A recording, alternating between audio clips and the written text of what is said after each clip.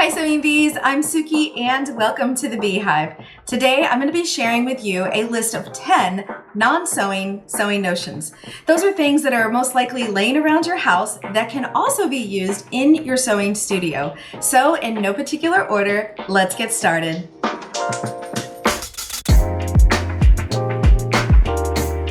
Okay, let's talk about these little pill containers. Now they come in all different shapes and sizes, but I would say if you're gonna get one for your sewing room, get one that's a little bit larger. Things that I use mine for is usually when I'm working on a special project and I keep the things that I need inside the pill container. So for example, if I need a special color bobbin, and what's really cool is this is kind of a standard size bobbin, but if you have a Bernina, I have the 7 series, the 790 plus, and this is the bobbin for it. So it's much larger than like a standard bobbin. You can see the difference there. So I want to make sure that I get a pill container that can hold my larger bobbin. Another thing I use it for is presser feet. Now, of course, not all presser feet are going to fit in here, but smaller feet like this are perfect. And then the last thing is I want to get a larger pill container so that I can keep my needles inside there too. And this is just a standard Schmetz size package. But I really like having all of my things for a special project right there. And again, these, you might even have one laying around your house. I usually use one for when I travel, but even so, you can get this really affordably pretty much everywhere. And your big box stores or like a dollar store, even on Amazon. So this is a really wonderful tool that's a non-sewing sewing notion to have in your room. When you're doing machine embroidery, it's nice to have all of your thread colors in the order of the design that's going to be stitched out. So let's say that this green is, the stitch number 1, stitch number 2, 3, 4, and so forth. And I like to use an ice cube tray to keep all my threads in the same order, however the design's going to be. That way I have everything right where it needs to, and that way the threads aren't rolling all over the place on your table. Especially if you have a machine that only has one spool or a single needle, that means it's only going to sew one thread at a time in that order. So I like an ice cube tray for my smaller spools, and I like a cupcake or a muffin tin that's going to hold all of my bigger spools, or even like a cone like this. And again, all it's doing is keeping everything in the order that we're going to be stitching it. So it doesn't even really matter where it sits around your sewing area, but probably kind of close to your embroidery machine. But again, this is really great for thread organizing, and you probably have these in your home. If not, you can get these really affordably at discount stores or even a place kind of like the dollar store. This next section is all about tapes. There are different adhesives that you can use for sewing that have different applications. So we're going to start with the clear medical tape. Now I got this at my local dollar store, which again, I paid like $1.25 for it, but it is a very clear thread that has perforation marks already on it. So it makes it really easy to just tear. And it tears vertical and horizontal, which is really nice. And you can even tear it into smaller sections. So if you only need a smaller piece. Now, where would I use this? Probably mostly with machine embroidery. For example, if I'm working with an in the hoop project and I need to add a zipper, my project will always show me where the zipper needs to be placed. And then I would just place my zipper inside that area. And then I would use a few pieces of this tape. Now, again, I see how easy it tears. I don't even have to have it on a tape dispenser. And I would just place it right over top. And actually, I think that's going to be good enough. I like the width of it. I mean, it's a good, almost like an inch wide. So it's really going to hold a large area. And then once you've finished stitching and securing that zipper in place, this will perforate super easy from the stitches. So this one is a clear medical tape, which is great for machine embroidery. The next tape is a paper tape. This is really going to be more for using in the sewing part of your craft, where I feel like I don't think I would use this for my machine embroidery. I would be afraid that it would peel away as I was embroidering. And then the other problem I would have with this is that it's paper. It's a little bit thicker. It's not hard to pull apart, but I don't want any of these little white pieces to remain in my project. So if you're working on a sewing project though, where you need to kind of hold down something temporarily and you maybe can't use straight pins, this would be a really nice alternative. It's low adhesive. It's not gonna put any residue onto your fabric. It'll also work with other types of materials that you might not necessarily want to put a pin through, such as vinyl. If you put a hole with a straight pin through vinyl, it's going to leave a hole. Whereas this, you know, just put it on there, it holds really nice. So this is the paper tape. The next one is the gentle tape. Now, this was also found like in a medical section of our local dollar store. And I think what's nice about this tape is that it has some elasticity to it. So now where I personally use this is for my rolls of machine embroidery stabilizer. I love this stuff. And it has a little tackiness to it, just a tiny bit, but you can kind of wrap it around your stabilizer, just like this, and then it will stick on top of itself, and then you can cut it away. And because it's kind of like, I don't even know how to describe it. It's kind of like got a little tackiness, sort of like a Velcro effect to it, but it's really soft and smooth, so it's not going to hurt your materials or your stabilizers. But this is really great. And then so you would just roll your stabilizer out, and when you're finished, you would just put this back on. So one roll is going to last you for several, I mean, depending on how long it is, you know, how many yards are on there, but this is going to last you a lot of different rolls of stabilizer. And this is the gentle tape, kind of like a medical grade. And then last but not least is just your basic clear adhesive tape. I do prefer a tape like this that is more matte versus like when I'm wrapping gifts for Christmas, I always want the shiny one. But for this, when I'm doing my machine embroidery or my sewing and I just want to hold something down, I'm able to use this tape. I have to be honest though, since I've discovered the clear medical tape, I don't really use the clear adhesive tape as much. But even if I write a set of instructions and I'll say clear adhesive tape, you can absolutely use the clear medical tape. Where I really do like the clear adhesive tape though, because I feel like it's a little bit, it's got more of an adhesive, whereas the clear medical tape, remember I said it's more of a low adhesive, so it's not as tacky. But where I like this is when I'm working on the back of a project. So if I was to lay a piece of fabric over this and I lay it down, I am not worried that as soon as I lay this tape down, I'm not worried that as my machine is embroidering, it's not gonna shift. Whereas sometimes the other ones do. But yeah, that's just regular old clear adhesive tape that you can get everywhere. And again, I like the matte finish. Okay, needle care. Now this is gonna be a little different. I'm gonna show you this, it's like a magic eraser. They've got real ones that you can get at the store, or you can get like a generic one like I did from the dollar store. And there's a couple of things you can do. First, you'll notice that I actually cut off a section from my little magic eraser. And this is something that you can use in your kitchen to like clean, you know, an area that doesn't come off. It's really crazy. It really is magic. It's like if you can't get something out like a stain or I don't know, like soap scum. I've used a magic eraser for so many things, but you're just gonna cut a section out, and while your needle is still in the machine, so let's just pretend this needle is in the machine, you slide that section up and you would go in and out. Now what's this gonna do? Well, sometimes you use adhesives on, especially machine embroidery or applique, you're using a fusible web, and this will just really quickly help release that fusible material. So it's really cool. This is a nice little trick. Now, the thinner the better, because you do need to get this piece underneath where the needle is and the presser foot, but it works really great. If not, you just take your needle out, do that a few times, and you're good to go. The other use for one of these magic erasers is simply to keep your needles organized.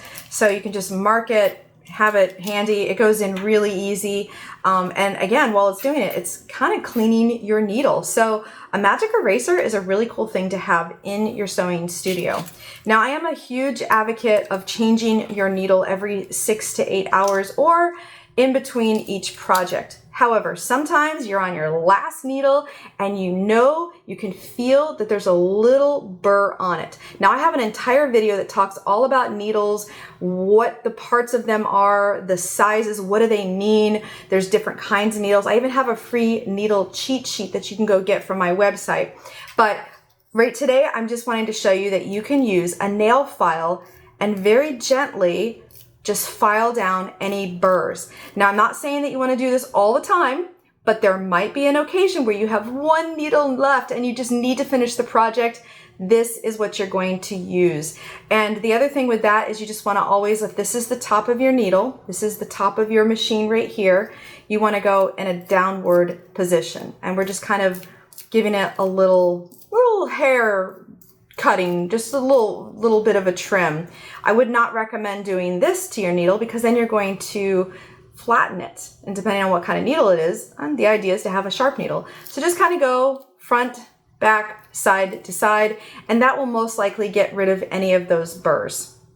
Another thing that a magic eraser is good for is when you're working with a cutting mat, and sometimes you'll end up with like this section here where you have all this leftover material. You could just take this, just get this off, and just like that, you're able to remove those pieces. Now, of course, I'm using the other side where I had my needles, but buy an extra one of these and keep it in your sewing space. And then we have shelf liner. Shelf liner has many uses again in your sewing space.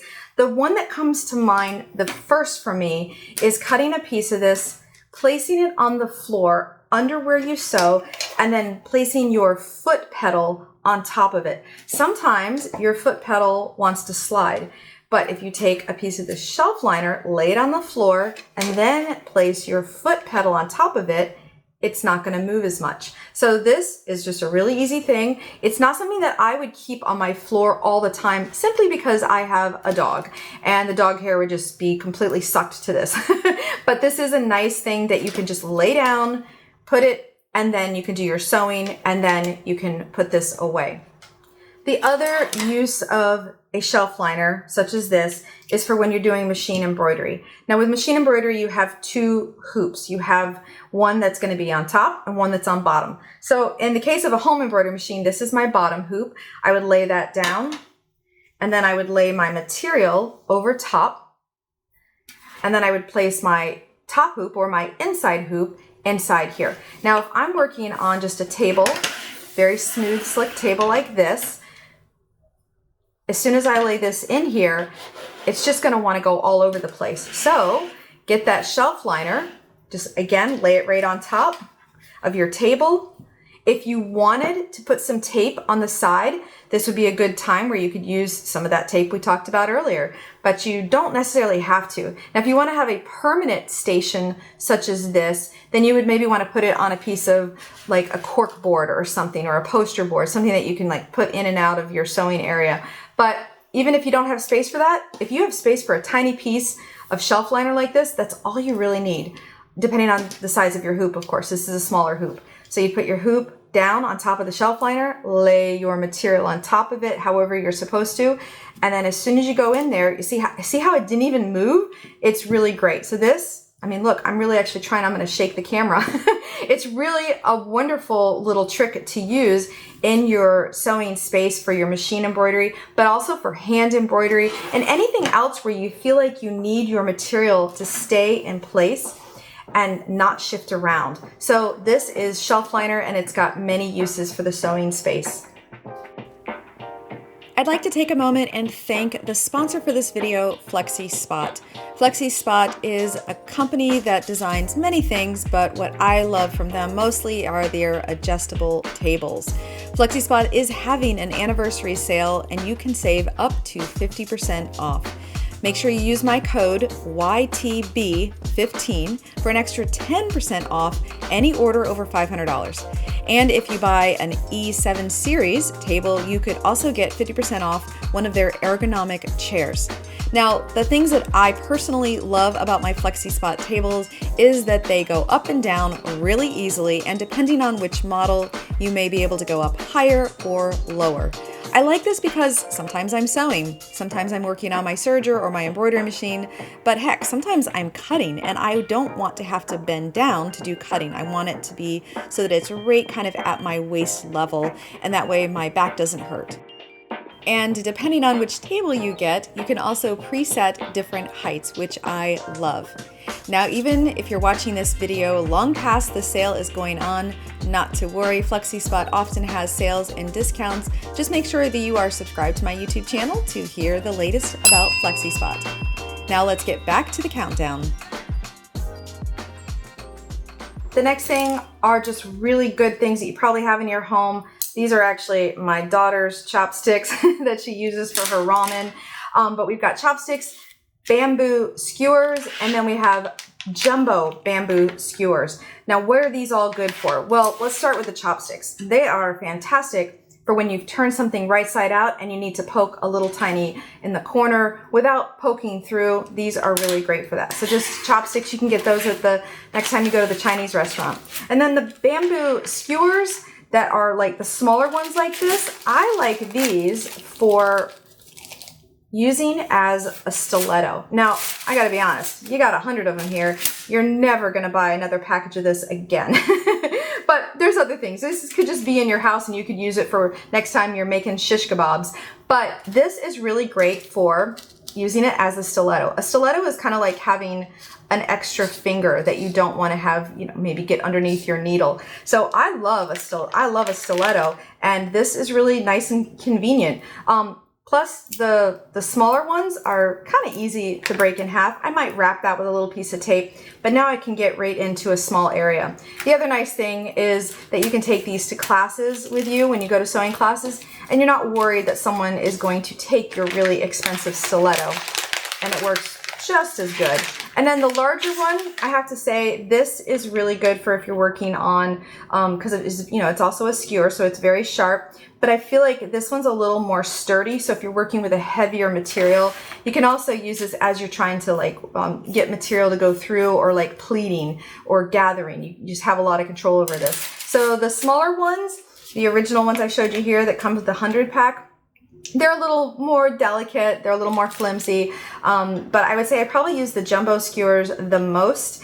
And then again, you could also, just like the chopsticks, when you turn something right side out, the other side will help you do a little bit of poking and turning, especially if you do like small doll items or turning things right side out. So that is the chopsticks and the bamboo skewers. All right, the next one is actually a straw. Now this is from Starbucks, and the reason why is because any of the straws that I had in my house were too small to do what I'm going to show you. So you do need to make sure that the straw will fit onto this spool pin. And what are we going to do? Well, when you're working with a thread stand such as this, and it's retractable, so this would lay on flat on the table, this would all go all the way up, and then you would put your cone on here, feed the thread through this little eye, and then you would thread your machine. But sometimes what happens is your cone wants to wobble because the pin is only so tall. It's about 3 inches tall. So for a spool like this, your machine is actually designed perfectly. Every home sewing machine has a spool pin at the top somewhere that your thread can slide on horizontally. So really, I don't usually use a thread stand for a thread size like this. I just put this right on my machine. Now, when it comes to a larger cone like this, it's better if your thread is sitting flat and then your thread feeds up through the top. That's actually how the thread is designed to come off this type of a spool of this cone. So for this, you would just slip it over, and that works just fine. It's not going to go anywhere because the hole from the thread is holding on to that pin, so it's good. But when you're talking about a larger cone, for example, like this size, this is going to sit on here and it may wobble around because there's nothing kind of holding it because the pin doesn't go all the way up. So what you would do in that case is slip the straw over that pin. And honestly, I'd probably cut the length of this or the height of this. We don't need it so tall. So I'm just gonna cut that and then slide that on. And now I would feed my thread cone on top of it, and it's gonna do much better. So now this will hold it. Sometimes that thread, you know, the machine gets going and you start sewing and it wants to move. But this is just gonna help that thread also remain coming from the top. You would put this all the way to the top, thread it through that eye, and then thread your machine. But this is a really great little trick if you find that your larger cones are kind of wobbling around and moving too much. This will definitely help. Okay, let's talk about cleaning up your sewing room. I know that you're not gonna go get the one that's in your bathroom, but a brand new toilet brush, again, I got this from the dollar store. I paid $1.25 for it. It is fantastic for cleaning up threads. Just like that, boom, your threads are clean.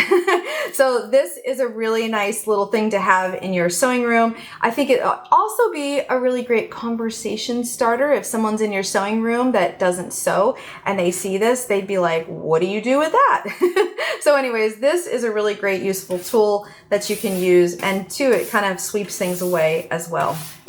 The next is a makeup brush. Don't spend a lot of money on this. It's just something that you want to have in the front of your sewing machine to take this to classes.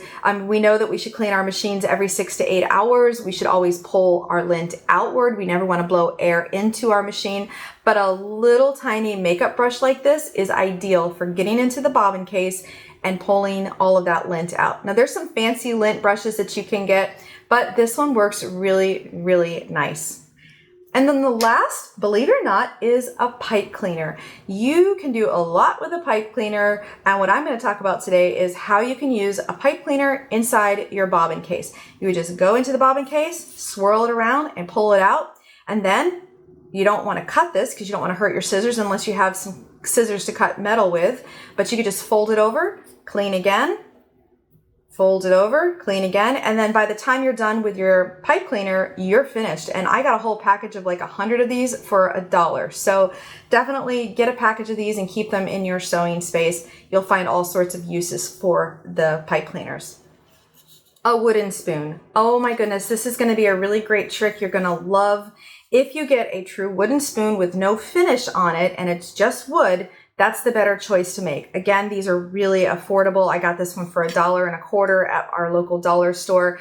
I have these in my house. However, you know, they've got, you know, leftover egg on them, whatever. So, you know, you might want to get one of these and dedicate it to your sewing room, but these are fantastic for pressing. So there's a couple things you can do.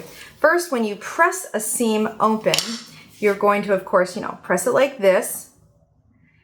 But if you come right immediately and lay the wooden spoon over top of that seam, it will help set it because it's going to flatten it and it's going to lock in the heat. And so that way your seam is nice and flat. The other thing you can do, now, I mean, there is spoons. This one is more of like a wooden spatula, I guess I would call it. And the same thing, you can press in this direction with the right side facing out, and then you can go back and smooth it over. Just make sure you don't stretch out your material. But I like the little spatula because you can see how I'm just kind of smoothing out my seam. And then the last thing that you can do with a wooden spoon is you can add steam to it. So you would just steam your spoon, and what happens is the moisture will infuse into the wood and it'll stay there for just so long. And especially with more of a trickier seam that's not really pressing for you, you would want to probably do it like in this area. So you want to steam this area, get that moisture, the water really infused into the wood, and then lay it and hold it down flat. So if one method doesn't work, try the others. But a wooden spoon is a fantastic thing to have with your pressing station. All right, let's talk about this little spatula. It's got a small tip to it. It's made of silicone. Now, the center is plastic, and then the outer pieces are silicone. What can you use this for? Oh my goodness, so many things. Usually I use it for machine embroidery, but I will also use it for serging and sewing projects.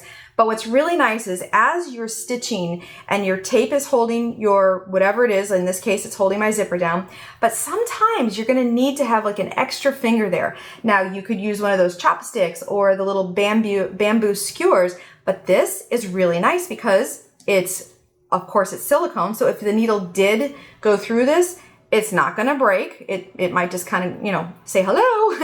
But this is really nice because you can take your hand and get it out of the far away from that needle, and you can just help hold things down. Now, I have seen smaller spatulas that are with this rubber or the silicone, but this was the smallest one that I could find. If you really needed to cut it smaller, just take a pair of your craft scissors, not your good fabric ones, but a pair of craft scissors, and you could just cut it to the size you want. You could also cut a real nice point as well. I kind of felt like this was a really good one. However, this is a little wide. I'm not sure I'd want that much of the spatula there. I feel like I'm kind of losing control over what I'm holding, but this is really nice. So as you're machine stitching, you can just kind of hold the materials down as needed. So get yourself one of these little spatulas that's got that silicone on it, and you'll find all kinds of uses for this in your sewing room. Well, I really hope you enjoyed today's video, and if you did, do me a favor and share my YouTube channel with one of your sewing friends, and also let me know in the comments which of the non-sewing notions that you saw today was your favorite. Well, my sewing bees, until I see you next time, I hope you have a creative day. Bye-bye.